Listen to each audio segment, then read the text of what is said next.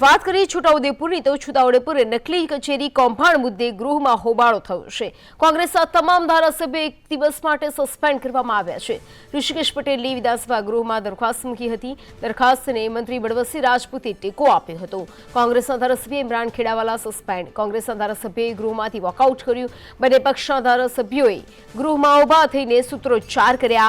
કોંગ્રેસના ધારાસભ્ય તુષાર ચૌધરીએ પ્રશ્ન ઉઠાવ્યો। 4 વિભાગની જવાબદારી છે તેવું તુષાર ચૌધરીએ જણાવ્યું। સરકારના ધ્યાનમાં નકલી કચેરી આવી હતી તેવું કુબેર ડિંડોરે જણાવ્યું। અમે ફરિયાદ કરી હતી, પછી બધાનું ધ્યાન દોરાયું। 5 આરોપીઓની ધરપકડ કરાઈ છે તેવું કુબેર ડિંડોરે જણાવ્યું।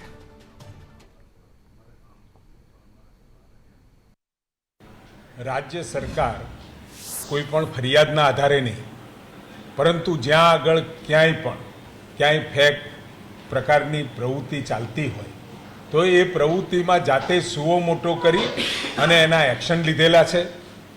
નથી કોઈ વિરોધ પક્ષ કોંગ્રેસે રજૂઆત કરી, કોઈ પત્રકાર અથવા તો કોઈ પણ પ્રકારની માહિતી મળે અને સરકારે કાર્યવાહી કરી છે એવું નહીં, પરંતુ સરકારશ્રીના ધ્યાનમાં આવતા તરત જ આવા પ્રકારની જે પણ કોઈ પ્રવૃત્તિ થતી હોય એના ઉપર સરકારે સુઓ મોટો લઈ અને આ પગલાં લીધા છે।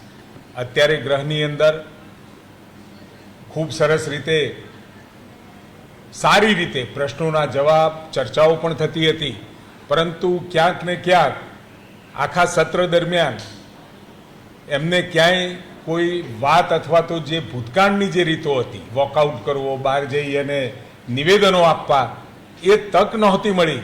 એટલે હાથે કરી આજે આ મુદ્દો ઉપસ્થિત કરી મંત્રીશ્રી યોગ્ય રીતે અને વ્યવસ્થિત જવાબ આપતા હતા, છતાં પણ આ પ્રશ્નમાં એ લોકોએ અવાજો કરી, હોબાળો કરી અને જે રીતે ગૃહની કાર્યવાહી ખોરવવાની પ્રક્રિયા કરી, કોઈને ન બોલવા દેવું, પ્રશ્નોત્તરી જેવો મહત્વનો કાળ અને એ કાળમાં આગામી પ્રશ્નોની પણ ચર્ચા ના થાય એ પ્રકારનું વાતાવરણ સર્જતા એમને આજના દિવસ માટે ગૃહમાંથી બહાર મોકલી દેવામાં આવ્યા છે।